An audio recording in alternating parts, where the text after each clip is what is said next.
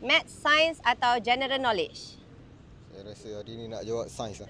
Sains? Ya. Okey, yang mana nak ambil? RM1, RM5, RM10, RM20? 20. Ui, 20. Cepat Okey. kaya sikit.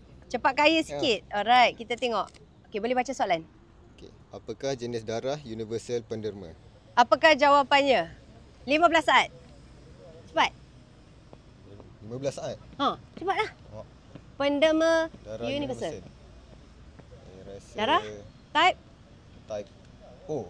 Oh, itu Oh. betul. Yes, RM20 kan. Saya darah Dapat. O. Darah O. Saya darah O. Ni penderma universal ni. Okey. Awak. Yeay, final dapat RM20.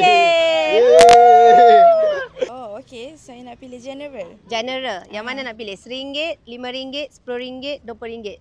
Kita try RM20. Wow. Okey. Boleh buka.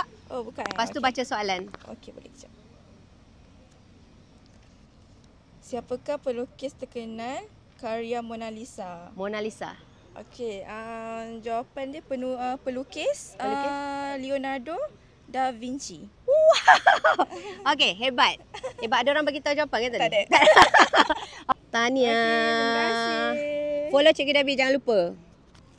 Thank you.